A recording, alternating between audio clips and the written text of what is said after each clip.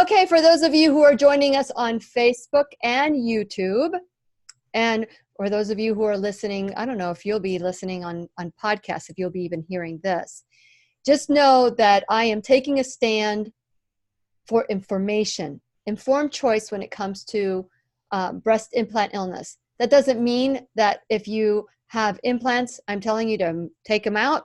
I'm just saying it's time for you to inform yourself of what the facts are. No scare tactic here. So fasten your seatbelt. We're going to learn and grow with Dr. Stephen Grable. So it's time to dance. Hit it.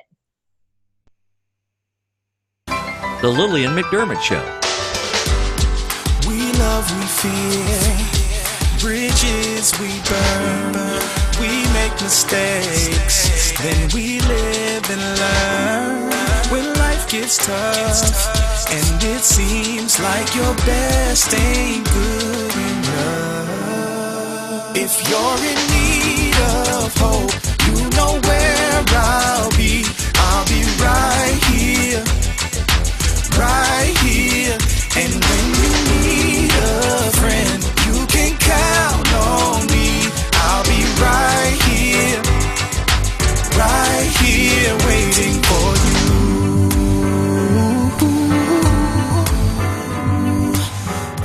This is the place you can always turn to when you need a friend. The Lillian McDermott Show. To reach out to Lillian, visit her on the web at whenyouneedafriend.com. Now let's all learn together. Here's Lillian McDermott. Hello, my listening friend. It's so nice we can meet each other on the air on this beautiful, best day ever. And for those of you who have been tuning in to the Lillian McDermott Radio Show /Classroom since 2011, or you just tuned in yesterday for the first time, just know that I am glad that you are here. Welcome back. But if this is the first time that you are in the classroom, please know I've been waiting for you. This is a safe place where you can go to when you need a friend. It is my commitment to provide alternative ways to heal, and it is my mission to make awareness, responsibility, and truth a part of our everyday life. And I hope you, my listening, as well as my viewing friends, live on Facebook.com/Lillian's Radio Show, will feel empowered to embrace a new truth and live the life of your dreams. Now, as you know, about 4 weeks ago, I started doing classes on breast implant illness. And I'm not the expert. I am the person who is going through it right now. I've done a lot of research, and I have had the gift of such great earth angels that have helped me along the way. And so I want to not scare you. I want to empower you to this new truth, this truth about how maybe implants supported us when we were younger, and maybe you're considering getting implants. Oh my gosh, it's time to learn this truth. We have been lied to so many different ways, and we've bought it. We have bought it. And so today, Dr. Stephen Grable, I'm so excited that I found him, or we found each other. The universe put us together. There's a reason for everything, and I absolutely adore this man. Not only is he a wonderful doctor, he's a great person, and he truly wants to help people learn that their bodies can heal naturally. Dr. Stephen Grable, MD, is the founder of Complementary Care Center in Jacksonville Beach, but he is worth the drive. I live in Cape Canaveral, and he is my doctor, and I will drive wherever he is to see him. I happen to be very healthy because I am staying as healthy as I possibly can, especially with the explantation coming up soon. And so I want to encourage you that if you have any questions today, type in a Q in the line. For those of you who are listening or watching on Facebook Live, put in a Q and then write your questions, because I'm sure many of you have questions. And if you are afraid to ask a question, because sometimes people are very shy, you can text me at 407-373-5959. If you know anyone who has implants or contemplating getting implants, good show, good class, good learning. And since it is our sole purpose in life to give and receive love and knowledge, I am grateful that Dr. Stephen Grable, MD, is here to do just that. Welcome, Dr. Grable, to the Lillian McDermott Radio Show Classroom. Hi, Lily. And thank you for becoming a sponsor. I really love the fact that you're standing by my side saying, I believe in this, I believe in you, and I believe that people deserve this information. So thank you, Dr. Grable. You're most welcome. Okay, so the story comes where I share with you that I've met some wonderful, wonderful earth angels. Dr. Stephen Grable, without him, I do not think I would have been able to work with there's so many different components. And one of them was he declared my condition a medical necessity to remove the explant the breast implant. So share a little bit about your background, Dr. Grable, and your research and what you've learned about breast implant illness. Well, I think, as we talked about a little bit earlier, it's important for your listeners to get a little bit of history Yes. about breast implants, because I think the public often gets the idea that if something is offered by conventional medicine, that it's been studied thoroughly and it's been proven safe and so forth. The FDA is there to protect us and so forth. So it's interesting if you look back at the history of breast implants. It actually started in 1895 when doctors injected paraffin into women's breasts, which is basically candle wax. And they had some unwelcome complications such as infection, hardening of the tissues, lumps in the breasts, and it really was very unsuccessful. So they tried other things like implanting glass and ivory balls, all kind of plastic, styrofoam, just amazing stuff that ladies would subject themselves to. And then they even tried doing some fat transplants in the 20s. The problem was that the procedure was all largely unsuccessful because the body would quickly reabsorb the fat. And so it didn't work. And then one of the, I think, truly tragic things was in the 40s, Japanese prostitutes, believing that the servicemen wanted better endowed ladies, subjected themselves to non-medical grade silicone. And that was a mess. And they had all kinds of infections, inflammation, migration of the silicone to various organs, and were quite sick. So the modern day silicone treatments didn't happen until a couple of plastic surgeons back in the 50s came up with silicone. And Dow Corning, which is a subsidiary of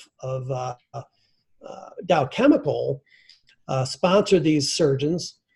And after 2 years of animal studies, started implanting them in ladies.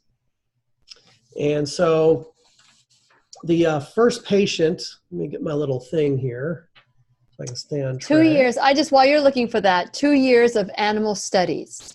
So what happens is your body starts rejecting this. It finds it to be an intruder. 2 years is not long enough to do any study. Right. And the interesting thing is that documents which were later uncovered during lawsuits showed that Dow Corning knew in the mid-50s that it caused autoimmune problems and other health issues in the animals. But I think that the money end of it was so enticing that they decided to move forward with it.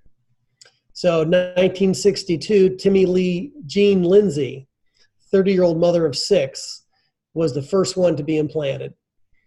And so this went on for decades without any kind of real, true human research being done. And they started seeing all kinds of problems because of the implants. So one of the things we could talk about is some of the toxicity with the implants. Well, I want to, you mentioned quite a bit from 1895 all the way to 1962. And I think what I kept hearing is how women subjected themselves to so many different forms of enlargement, to enlarge their breast as if there was something wrong with us. And I think that attitude gets handed down from generation to generation, whether you say it or not. And so, you pick up any magazine, you look at, even stuff that doesn't have to do with female breast, like Sports Illustrated, for example, Right. swimsuit edition. And, those are the things you open, and it's just television, movie stars, anyone that is like a role model. There's a sense of not enoughness because you don't measure up. And Right. so with that, that's what comes out from 1895 to today, and how we women are still feeling incomplete. And that's why it's important to address the root cause of why anyone would want to do an implant. And I'm not trying to judge it, but we really need to sit and say, if I look back, Dr. Grable, the 33-year-old that got breast implants the 33-year-old in me felt totally incomplete at that time. The 56-year-old in me is very complete and has done a lot of work. And so today, I guess I am out there saying, okay, it's time to change this thought process. Can you, as you were looking at here is from 1895 injecting wax into female breast to 1960 or in the 40s or 50s when they're actually putting in silicone into the bodies, and they've known that the animals were getting autoimmune. How is this happening still? Well, it boils down to money. I mean, it's just, But how did it get passed there's through? big bucks in it.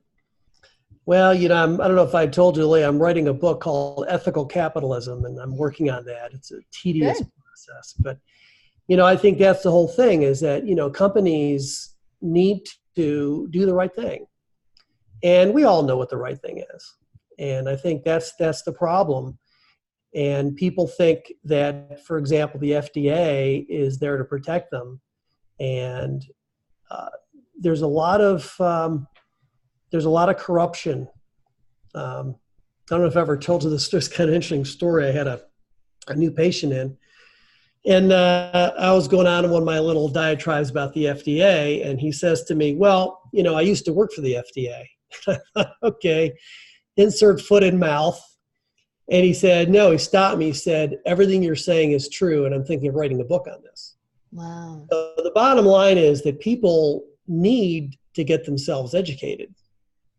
And had a new patient today who is in, and we were talking about a variety of things, and she mentioned she was going to get 2 root canals done tomorrow. Uh-oh. It was a topic. We don't need to go off in the weeds with that, but I told her to read George Meinig's book, Root Canal Cover-Up, which is a great read, to learn about that whole subject. And we could maybe cover that sometime in the future. But yeah, that'd be great. I'm not a dentist, so I got to be really careful what I say. But bottom line is that patients need to look out for themselves, because we think that big institutions are really looking out for our best interests, and they're not. No. And, you're going, I think, correct me if I'm wrong, but I don't know if you're going to see Susan Kolb or not, but it's interesting to me how a lot of these plastic surgeons who at one time were doing a lot of implants have since sort of seen the light, and they're now doing a lot of explant surgery. Yes. And they're getting a lot of flack, as you can imagine, from the plastic surgeons. Yes. And we saw what happened to Susan Kolb too. So what was the name of her book? Was it The Naked Truth? Naked Truth about breast implants. Yes. Naked Truth. It's a great read. That's an excellent read. If the viewers want to see something really good. If you want something a little shorter, there's a gal named Diane Zuckerman. I don't know, Lily, if you've been to her site. It's the National Center for Health Research. And she had personal experience with this. And she's got a real nice review article, which is a bit shorter than Kolb's book. But it can give you a good overview of this whole subject and kind of what to watch for. Okay. So Dr. Grable, when it comes to the process that you and I went through, when I shared with you all my symptoms that I was having, you sent me an email and you plugged in all my symptoms, and you thought, my goodness, You have it could have been lupus. It could have been. I was looking at that email that you sent me, and I replied, no, I'm pretty healthy, right?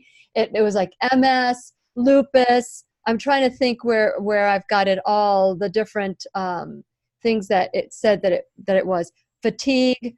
It was. Let me see. Oh my gosh. I have it somewhere in here. I have to look for it. I hope I got the right one. But you had all these lists of symptoms. I put down the top 10, and it was pretty scary. So if I didn't know that my body heals naturally, and I didn't know that with nutrition and thought and de-stressing my life, I can heal my body, I would have been taking like 25 different medications, right? Right, because conventional medicine typically will listen to your symptoms and try to put you in a little pigeonhole and see what little drug box pops down, and then give you medicines to try to treat those symptoms. And toxicity, interestingly, is doctors pay extremely little attention to this. About the only time there's any interest in is if there's a Chernobyl type accident or something, then they'll get all excited. But things like breast implant toxicity, it's a ho-hum, I think, for a lot of people in the conventional medical model. But there are several systems that get affected. And I don't know if you want me to go through some of the list of symptoms of things. Please, go ahead. Kind of the general stuff.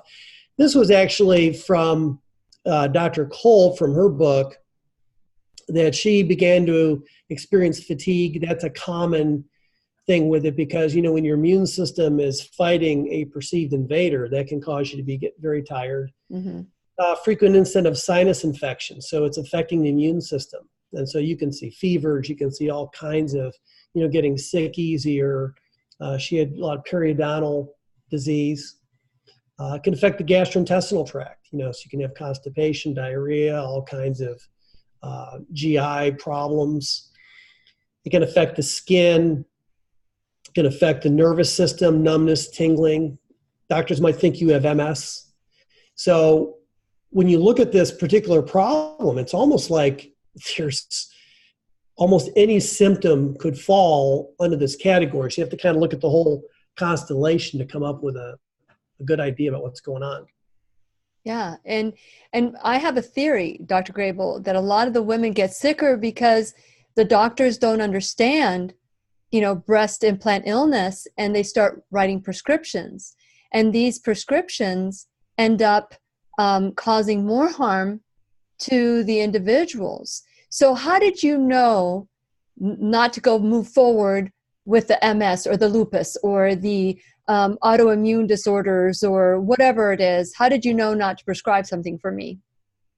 Well, if you look at, you mentioned MS. So if you look at MS, it's considered to be in the autoimmune family. And my particular belief is that autoimmunity is not your body just suddenly deciding to turn on itself. See, conventional medicine believes that you have sort of a genetic light switch that goes off and you start displaying these symptoms. When in fact, in my reading and studying, my belief is that if the immune system perceives an invader, it will mount an antibody response to that invader. And your tissues get caught in the crossfire.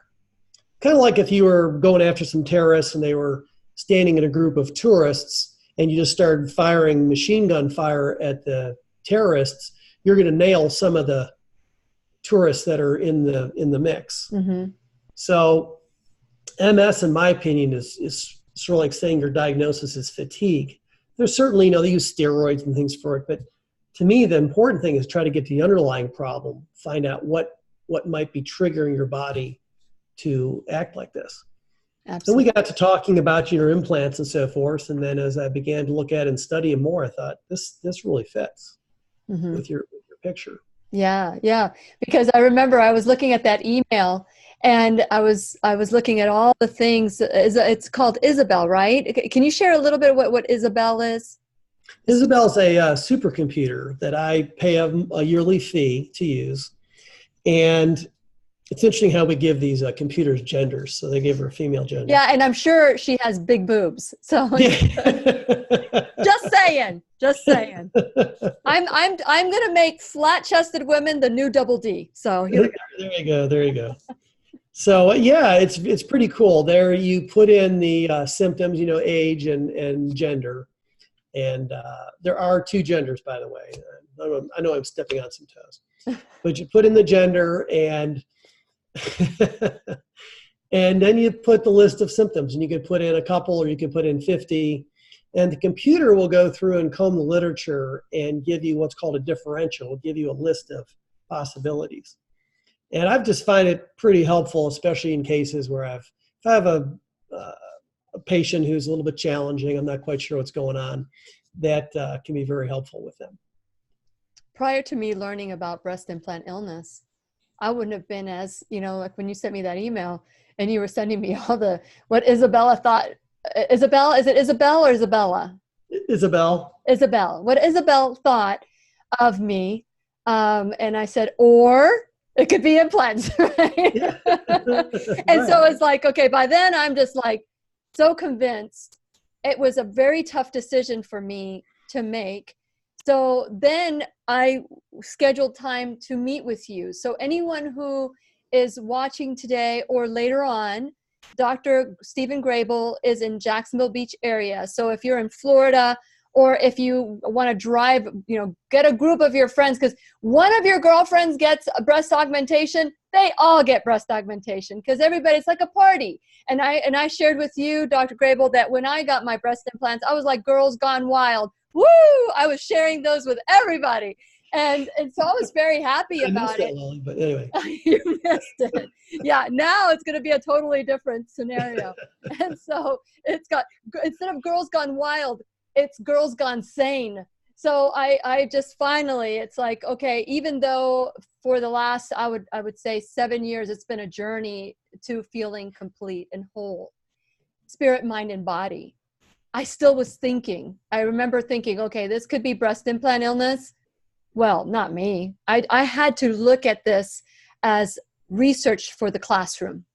I couldn't think of it as research for me. That's how I was able to do it. So tip number 1 for you ladies that are contemplating researching this for yourselves, look at it as research. Don't take it personal. Just look at it as research. And then you have to ask the question, what are you willing to do?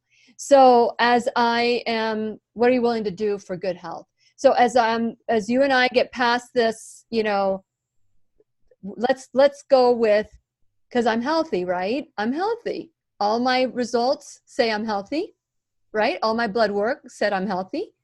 So now we're going with this breast implant illness. You had me take a test that's called Alpha, the Alpha test. Right. And can you share what the Alpha test is and how that helps with your decision in moving forward and ruling other things out? Well, in functional medicine, which is what the catch term is for doctors like me, and there's a number of us across the country, is we're interested in finding out what is the underlying biochemical, physiological problem. So alpha thermography or thermometry, Mm-hmm. is based on the principle of measuring temperature at various acupuncture points. Mm-hmm. Now, some of the listeners may be familiar with thermography, Mm-hmm. which is fine. It's you go in and they take a heat picture of your body, and they can get kind of a rough idea about what's going on in different parts of your body, such as your sinuses or breasts or what have you. But alpha thermometry comes from German research, and by measuring temperature at specific acupuncture points, you can get a lot of information about the sinuses, the teeth, all the internal organs in the breasts. And in fact, I had a patient just today who we had run the alpha on this morning. And in that test, there are 13 different parameters that we look for with breast. And 0 to 5 is normal, and anything above 5, the higher it goes, the more concern you have. And hers came back at 9. And so that doesn't diagnose anything. The only way that you can diagnose things is history, physical, conventional testing. But it did give me some clues. So I called her. I'm still trying to reach her, tell her that I think that we need to do some more conventional type testing to get a better handle on what's going on with her breasts. Mm-hmm. I'm very concerned that there could be something sinister going on. So it gives us not only information about the breasts, but all your internal organs, your lungs, your GI tract, kidney tract, etc. So it's really a great tool. I find it very helpful. Okay, so thermography, telemetry. So thermography is a picture. Alpha is thermometry. Thermometry, thermometry. So it's a similar principle in that you're looking at heat, but we're measuring heat, if you will, at specific acupuncture points. So you're getting a much more precise look at the body. Okay. So, but either, like for me, I sent you my thermography results as well. So you had both. Right. Does that help you in any way? Well, you can glean some. I'm not trained per se in reading thermography. There are other, they usually have a doctor will read and he'll write down, or she will write down their impression of what they see. But again, it's a little bit non-specific, and I haven't personally found it to be very, very helpful. But the alpha test I find to be pretty unique, pretty helpful. Have you found your questioning for your patients change, especially for your female patients? Do you now ask for sure if they have breast implants to help you with that decision? Yes, we go in, we question that, I go through all the surgeries and their history and so forth, because that is very important to know what's going on. Okay.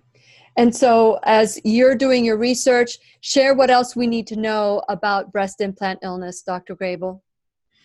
Well, I think it's, one of the things that really kind of surprised me as I began researching this is how much of the information that Dow Corning knew about had been suppressed. And I got a slide up here. These are some notes I took from Kolb's book. But they knew in the 50s that the silicone was bioreactive. In other words, it reacted with the tissues. It was immunogenic, meaning that it would stimulate the immune system. It was toxic, and it was inflammatory. And so in the 90s, due to pressure from patients and lawsuits and whatnot, the FDA finally stepped in and had demanded that they would allow they had put a moratorium for a while on the implants, but then they allowed them to come back because of a few studies that were done by Dow Corning and plastic surgeons, people that had no conflict of interest. Yeah, wink, wink. Wink, wink. Yeah. And so they said, well, we'll allow you to go ahead and start putting these back in if you'll follow these ladies for 10 years. And so the 40,000 women that were supposed to have been followed for 10 years was never done. So to this day, there has really never been any real good scientific proof that silicone implants are safe. And I'm sure that if any plastic surgeon listened to this, they'd be throwing fruit at the computer screen. But that's just the reality of it. And many of these studies were deliberately done to only last where women had them only in for a couple, 3 years. And it's known that a lot of these severe side effects we see don't happen until they've had them in for at least 10 years. So you automatically select out a group that ahead of time are not really going to show any statistical significant worsening. And there was one study, I don't know if you saw it, there's a study called the Hennicom study, which was a long-running study by 10,000 women, a very big, powerful study. And that study was not put in the New England Journal or Tufts Review. They just left it out. And to this day, doctors are scratching their heads wondering why it wasn't included. And I think it's because they did not want it would have given a black eye to the implant industry. So tell us about the study. So that particular study showed that, and this was actually health professionals that reported, which are a much more scientific, reliable group, but they saw a 25% higher rate of connective tissue disease, which can be any one of the things with the joints and tissues and whatnot. And that was my latest symptoms were joint pain. Right. And I'm healthy. I keep saying I'm healthy. There's no reason for me to feel joint pain. And some changes in I have this, and I'm looking forward to seeing what's going to happen. I don't know if you guys can see that little bump on my finger. Do you see that little bump right there? It's red. It's almost red. See that? That started like perhaps maybe 6 or 10 months ago. And I kept saying, what the heck is that? I still don't know. Can you diagnose me, Dr. Grable? Do you know what that is? You see it? You see that little bump? The little bump on your last knuckle there? Well, right there. See that? Right there. Right there. Well, that could be. Yeah, that's typically where people have, with osteoarthritis, that joint can get inflamed. You can see that with a little bit of psoriasis, but then again, there's a lot of overlap with various autoimmune things. Correct. So I would put that into the autoimmune family. Well, I'm just showing this right now because that was like the straw, not the straw that broke the camel's back, but it was one of those signs where I'm like, okay, all these other symptoms that are happening, and now it's on the outside. Not only that I was getting the acne, which is a symptom of breast implant illness. There's so many different symptoms for breast implant illness. It's almost like you can shoot in the dark and hit the target. But this right here, it was like, the joint pain that I was feeling, the numbness in my fingers and feet. Those are things that never happened before until the car accident. Because I think, and let's talk about ruptures, because that's a potential for me where either the implant or the capsule is ruptured. What can you share about that so that people who are watching today and learning and taking notes, you can empower them with that? Well, there in 1983, the FDA finally agreed to put silicone implants as a class 3 medical device, which means that there is potential harm with it. And the FDA has said that there's several things, and I'll go through these slowly. The first one is capsular contracture. So what happens is that even if you have a saline breast implant, which is basically a silicone bag with saline in it, that we've learned that a lot of the immunological or antibody reaction is to that capsule or the outer part of the bag. Mm-hmm. So what can happen is the tissues can all kind of shrink. And that can cause a lot of pain, discomfort, dysphoria, differences in size from one side to the other. Yeah. And what's really spooky, I don't know if you saw this, Lily, but I was just blown away that they're finding in the saline mold. Yes. They're finding various infections. Mm-hmm. If this doesn't creep you out, one of them, they detected fleas. No. I kid you not. Seriously, where did you read that? I had to read it twice. I thought, oh my gosh, that's amazing. Yeah, when it fleas. I'm not kidding. I'll show it to you later. Where did you read this? They can break. They can rupture.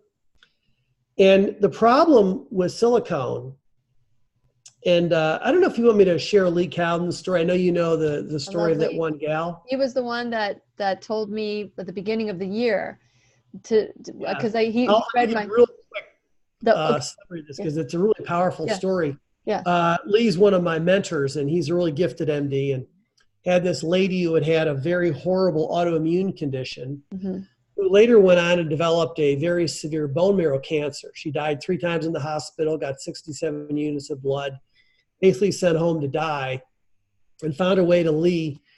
And Lee kept detoxing her and working with her. Well, she survives, and about a year later starts passing white fluffy stuff out of her bottom.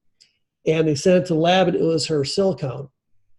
And one of the things that Lee points out is both asbestos and silicone, just because they're just physically sticky, gummy substances, are very difficult for your body to get out. It really can't break it down. It's kind of like in nature. You see, plastic bags, you come back 10 years and the plastic bag's sitting there. So this is one of the problems that we have with trying to detox is your body has a lot of problems just physically trying to move this junk out. Mm-hmm. Okay, so if they break, they can kind of seep into the lymphatics and go up in your lymph nodes. They can go into all the different organs up into your brain. They can interfere with mammograms. I've seen statistics up to 55% of breast cancers can be missed because of silicone interfering with the mammogram. Mm-hmm. And of course, immune disorders, and as we've talked about. And that's the FDA, which admits to these things, not to mention all the other stuff that we're seeing. And just recently they have done a worldwide recall for the textured implants. Is there anything you'd like to add about that? Well, the textured ones have like a rough edge on them, and they found that those tend to leak a bit more than the other ones. One of the newer ones are these gummy bear implants that they have. And I think what your viewers might be interested in mm-hmm. is some of the toxins that are in the silicone implant. Yeah. Is what really got me. If you can bear with me here, just to give you a quick laundry list of what's in these implants, and just bear with me. While you're doing that, Jeff Rose, who is the liaison for Dr. David Rankin, he's the one that's going to be doing my explant surgery. He said that there were 40 plus neurotoxins on the casing of the implants. Okay, so I got my slides here. Okay, so methylethyl ketone, which is a neurotoxin, cyclohexanone, neurotoxin, isopropyl alcohol, denatured alcohol, acetone, which is a neurotoxin. Let's see what else we got here. Urethane polyvinyl chloride is a neurotoxin. Toluene, we've heard of that, with like a petrochemical. Dichloromethane, a carcinogen. Chloromethane, ethyl acetate, a neurotoxin. Of course, silicone, sodium fluoride, lead, formaldehyde. We're familiar with that. Talcum powder. We've heard a lot of stuff about talcum powder. And then, there's 5 or 6 other lovely little compounds in there. And I'll guarantee you these things have not been studied in terms of their toxicity. Correct. So that may be a big reason why we're seeing, besides the silicone, why we're seeing all these immune reactions. Yeah. Back when I got my implants in 1995 and I made that decision to get it, I didn't do the kind of research that I do today. Like the research that I've done today has been, I feel so comfortable with the choice I've made. But back then, it was like ask a friend who was happy with her doctor and then go see the doctor. That was basically my research. And while I was there, I remember, and I've said this before, so if you've heard me say this before, I apologize, but it has to be repeated. When I asked my doctor if the casing on the silicone implant was the same, because there was a moratorium in 1995, no silicone was allowed to be implanted. And so because of that, I ignored my intuition. I said to the doctor, is the casing of the saline different than the casing for the silicone? And the doctor said, no, there is no difference. And I said, well, what's the big deal? If the casing is the same and the casing is protecting what's inside of it, then why even have a moratorium on silicone? Or I said, or why even allow people to get saline? And he shared with me, he said, oh, if you're talking about the moratorium, that's just crazy women that have nothing better to do and they're money hungry because they just want to sue. And I wasn't crazy. I wasn't money hungry. And at the time I thought, okay, that's my research. That's all I need to know. The doctor knows best. And I had my implants put in. But we know the end of the story here. Yeah. Well, I was just pulling up my legal stuff here. As I recall, there's been roughly, I think, about $3 billion paid out to all these, quote, crazy women by various silicone manufacturers because of all the problems that have been seen with the implants. But they already knew if Corning Chemical or is it Dow? Yeah, Dow Corning is a Dow. subsidiary of Dow Chemical. Okay, What's that's also like Monsanto with glyphosate on our food. Right. Well, you know what Dow Corning did is they went bankrupt. So they tried to, get away from having to pay all these and face all these lawsuits. So a few years later, they agreed to a settlement, and then they restructured and then went back into the business. So I just find that kind of interesting, I think. So, okay. So now we know that I have breast implant illness, and you were so good to help me be my medical detective. You partnered with me on this one. Now, what is your advice for women at this point that you deem this medically necessary to have them removed? Well, I think number one, each lady everybody's an individual. I think there are some ladies out there who do just fine with silicone. Mm-hmm. And if they're not having any problems, if they're healthy, if they like their implants, personally, I'd tell them just to leave them alone. Yeah.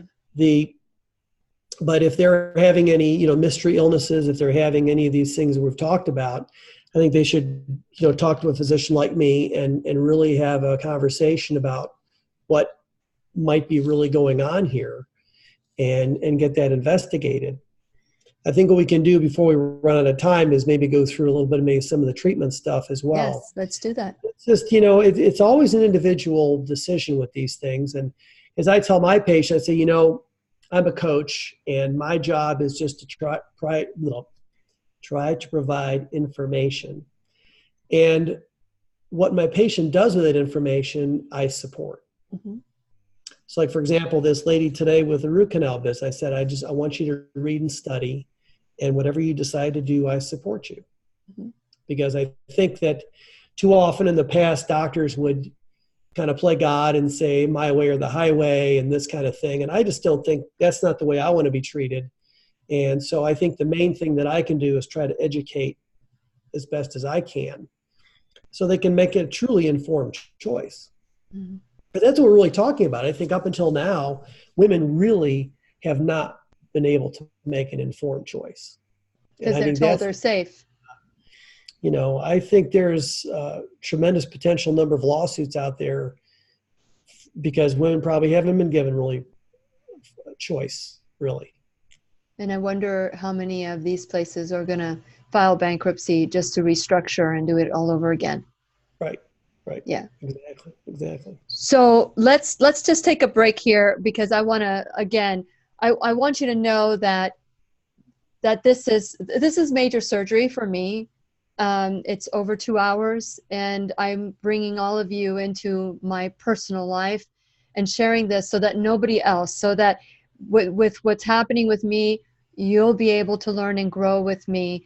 And I'm sharing with you that Dr. Stephen Grable has been very, very helpful in helping me make this decision and helping me see that this is a medically necessary procedure. It's not a money-hungry, crazy woman who's a hypochondriac, because, most of us can be, if we don't know if we don't stay focused on the fact that we are healthy and allow the doctors to keep prescribing medication, that medication is going to make us feel even worse than what we do with the implants. And so that's very important, that informed choice is important. So if you are wanting to partner with Dr. Grable, and, for those of you who are watching, Dr. Grable, what is your email address that people can, for people that would like to ask you questions, where can they send your questions to? You can send it to drgrable18 at gmail.com. And that's GRABLE18, yeah, right. at Gmail. So drgrable18 at Gmail. And Dr. Grable isn't the only one who has taken a stand with the classroom setting here. We have, and Dr. Grable is a Complementary Care Center in 1504 Roberts Drive, Jacksonville Beach, Florida, 32250. And their phone number, so that you know, is 904-247-7455. So if you want to email a conversation. If you're concerned about breast implant illness and you don't know what else to do, Dr. Grable has offered, for those of you who are watching today or later on, to reach out to him, and perhaps maybe you can feel like you too have somebody that will hold your hand and maybe schedule a consult with Dr. Grable. But this is where we take 100% responsibility for our life. And the question is, what are we willing to do in order to live the life that we want, to be healthy? Because you could have a lot of money, but if you don't have health, I don't know. Right. It just, like the Indian proverb says, a healthy man has 1,000 dreams, but an unhealthy one has one. And so that's to be healthy. So what are you willing to do for health? So I want to encourage you to go to whenyounneedafriend.com, become a subscriber. When you become a subscriber, you will get free, like the 90-day challenge to self-love, which is, I thought I loved myself back then. I didn't look at the root cause. I just felt incomplete, and that was it. That was my root cause. Well, it goes deeper than that. Trust me, it goes deeper than that as I've reflected.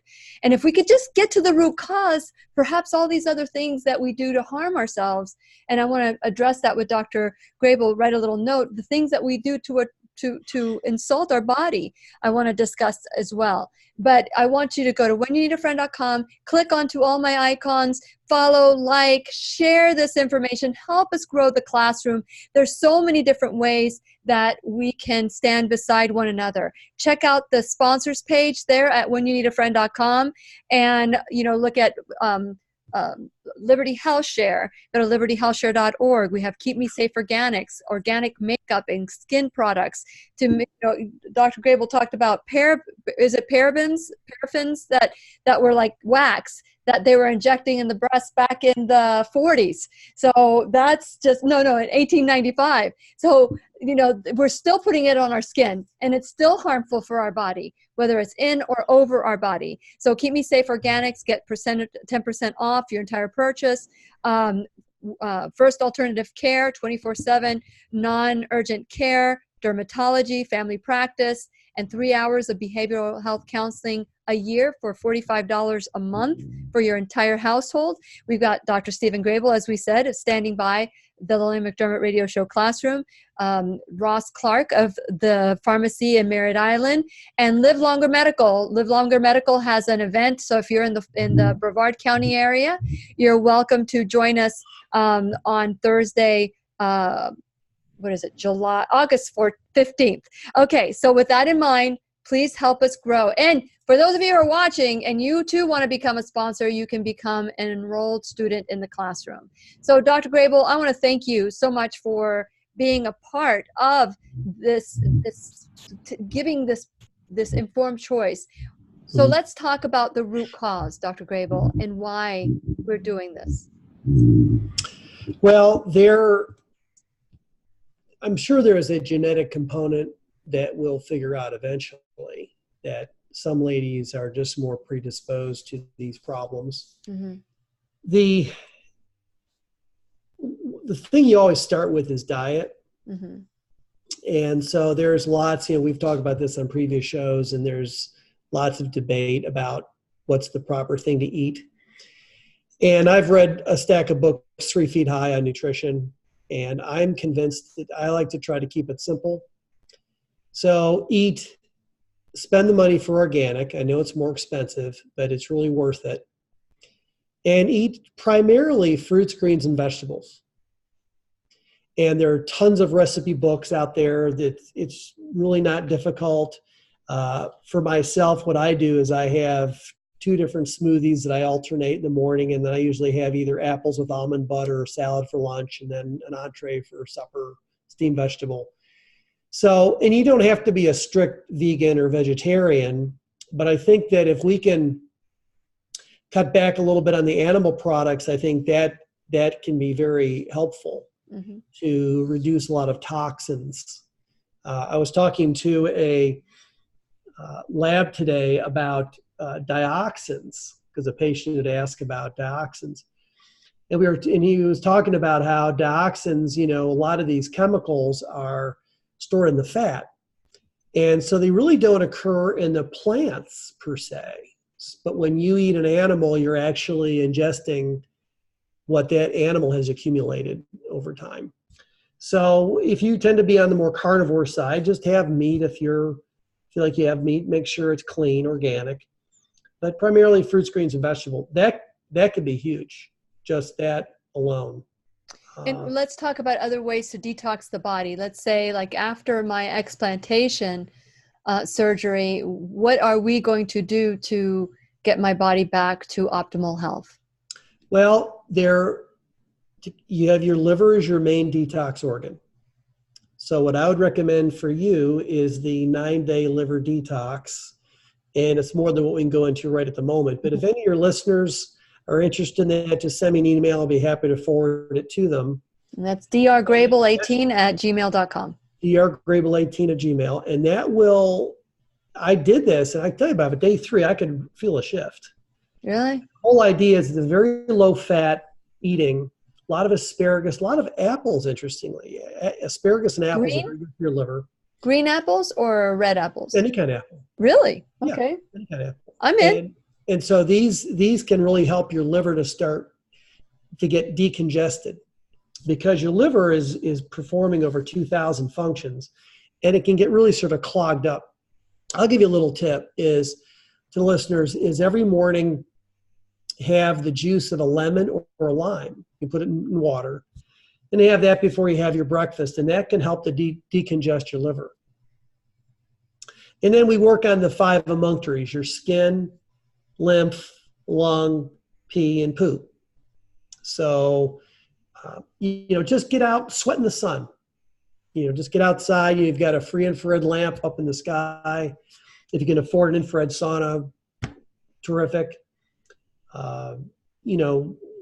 Lymph brushing. You can do a little mini trampoline. Rebounding. You ever heard of the chi machine? You've ever seen those? No. No. I have one. I got to dig it out. It's collecting dust in another room. Well, I'll need it, so get it out.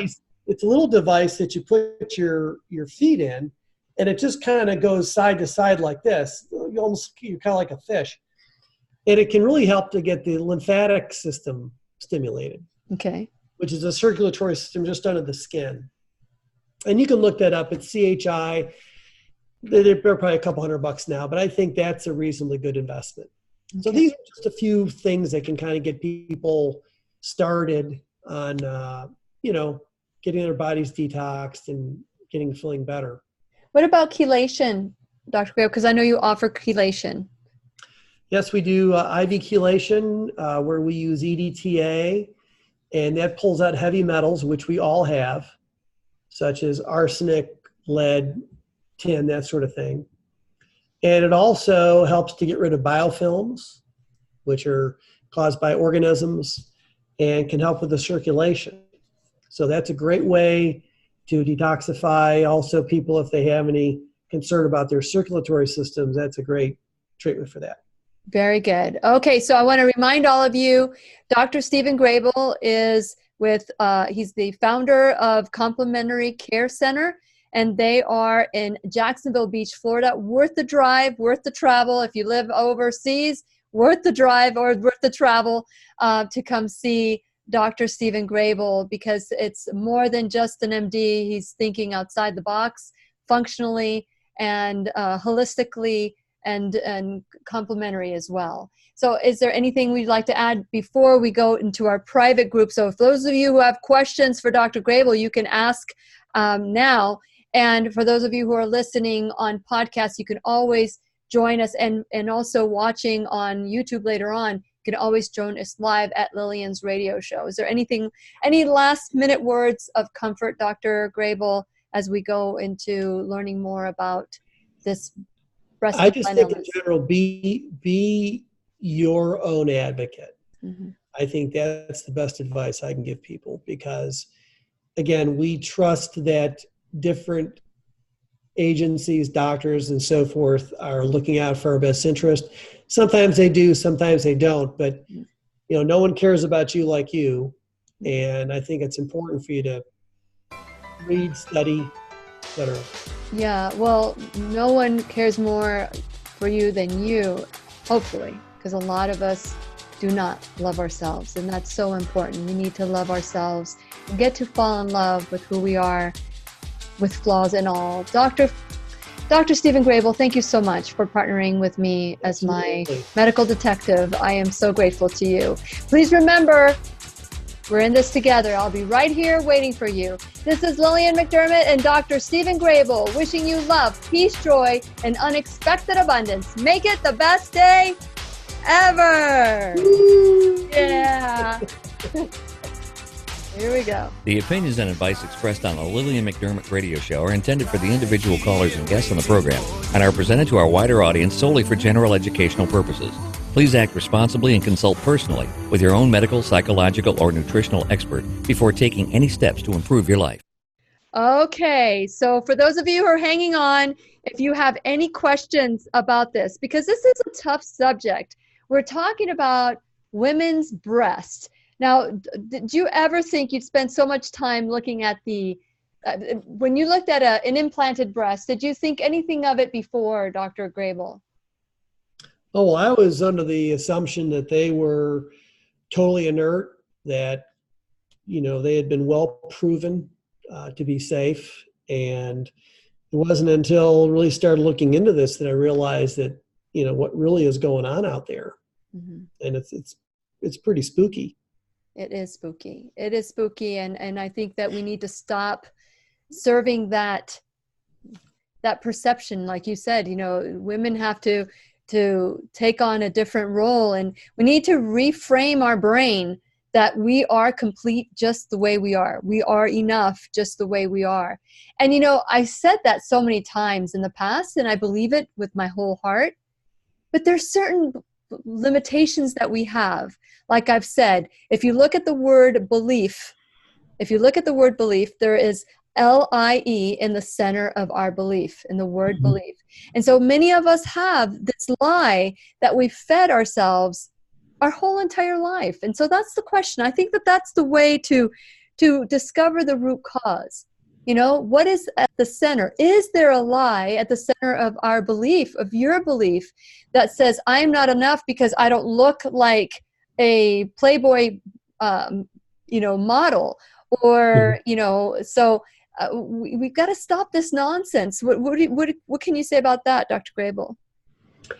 Well, I think it boils down to loving yourself. I don't have any problem with people wanting to maintain an ideal weight, that sort of thing. But I think that we should love ourselves for who we are, and we shouldn't feel that we have to alter our appearance like this in order to be loved or accepted. Yeah. And I think that it's but it's a decision each person has to make, Yes. Yes.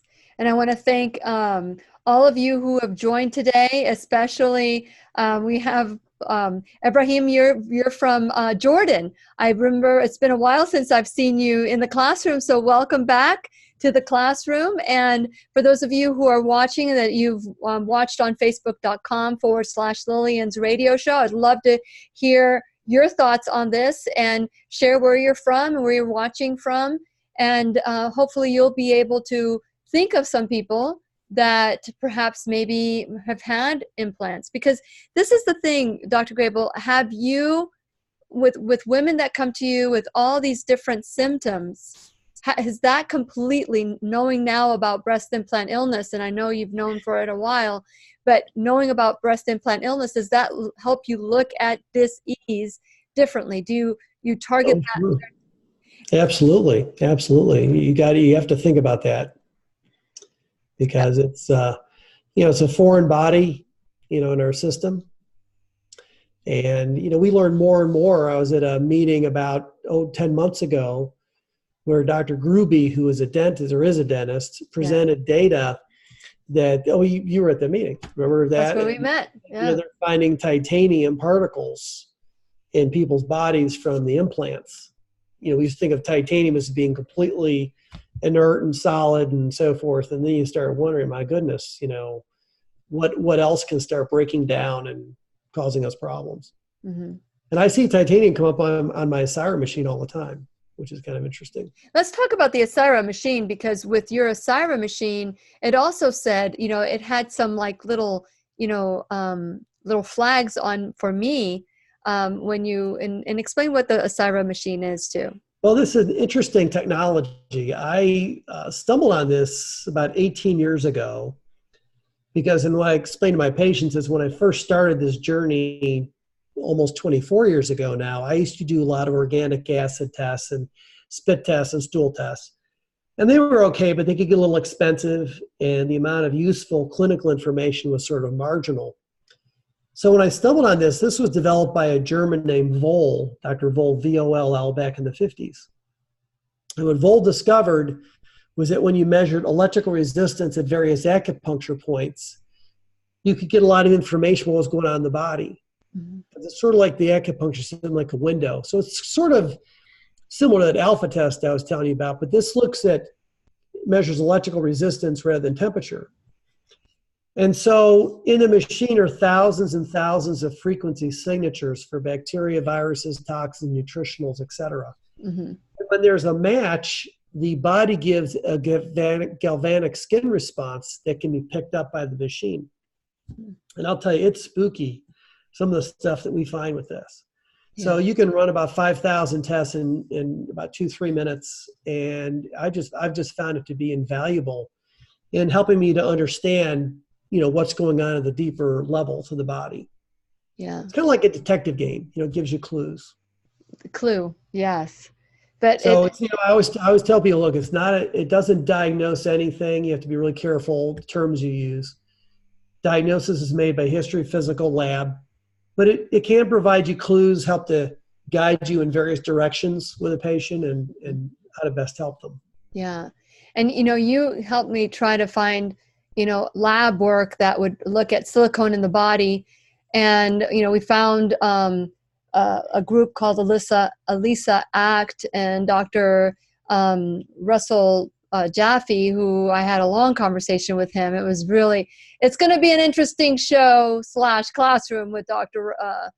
Jaffe. He knows a lot about a lot of things. Mm-hmm. And this will measure if the person is sensitive. And you mentioned that there are some markers that will make some women more sensitive to silicone than others. And one of those markers is the MTHFR, which I have.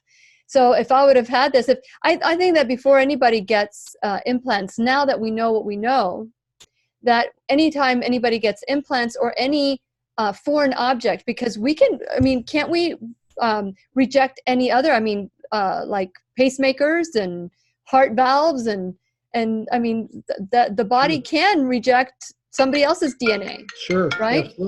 Absolutely. So, sorry about that. That's okay. That's okay. If it's for me, tell them I'm busy. So, so with that in mind, Dr. Lee Cowden said that when he was trying to figure out what kind of doctor he wanted to be, he did some rounds with plastic surgeons, and he assisted a doctor. I don't know if you heard this story, but he assisted a doctor that was a plastic surgeon, and he was going to be doing a breast implant. So they took the implants out of the little container, sterile. They put it in a sterile sheet, and the doctor did what they needed to do. And by the time the implants were taken from that sheet, it was already wet. And he realized that moment that they start not leaking, they start sweating. Right. And it degrades right away. Right. And he told me that when he saw my thermography report back in January, and he said, no, you need to get these out. And I'm like, no, I would if I had any symptoms. Little did I know I had a lot of symptoms. Yeah, salespeople back in the day, as they say, would wipe them off right before they would show them to the plastic surgeon so that they wouldn't feel this slimy stuff on the bag. And that's the toxins. Yeah. That's the toxins. Exactly. Okay, so for those of you that want to learn more, there are a couple of websites that I used when I was doing research alongside with Dr. Stephen Grable, who was also trying to help me in the process of my journey back to health. And one of them is breastimplantillness.com. So I want you to research that. And the other one is healingbreastimplantillness.com. Those are two great websites that give you information. Is there anything else that you'd like to say, Dr. Grable, before we go? Well, the FDA, I think this is an interesting thing to ponder, but the FDA has said that all breast implants will eventually break. And that's something to ponder. How irresponsible. How you know, irresponsible that's is that? one of those things that you have to kind of, and that silicone migration occurs, they've estimated in 21% of implants. So it's a pretty common problem. So. Yeah, I wish I would have known all that, but you know, now I have to do major surgery, and lymph nodes will be removed, and hopefully everything will be okay. Fortunately, I wasn't okay with the symptoms, and I knew they weren't. I knew I was having them, and so as a result, wonderful angels have come into my life, and they made me aware that I needed to look into this breast implant illness, not only for myself, but I now take a stand for you as well. So if you have any questions for me, you know, I'll point you in the directions of the experts. I'll share my story, what I'm doing, and my choice.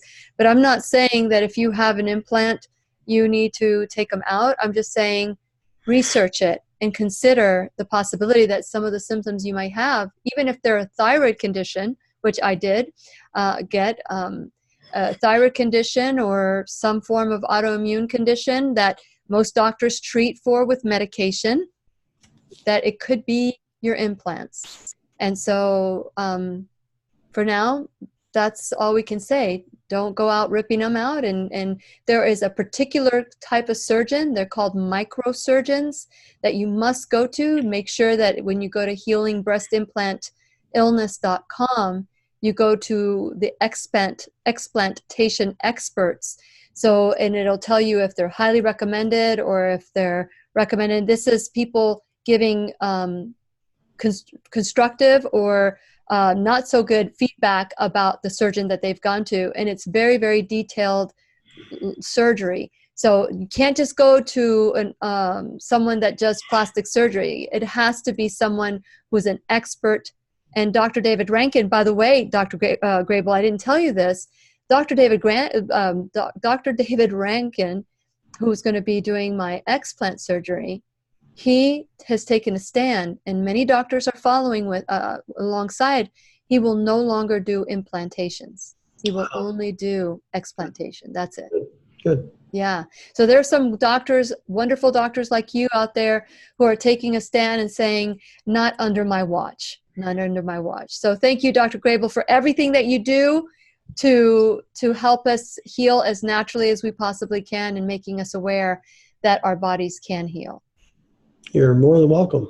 Well, thank you. And we'll say goodbye. Say goodbye to everybody. Make sure you share and like us. Help us grow this classroom, because if this information just stays here, then it's for nothing. So we need to get all that information out and help me help all of us who perhaps may need to learn a new truth about their implants. So we'll see you. We'll talk to you soon. Take care. Good night. Bye. Bye.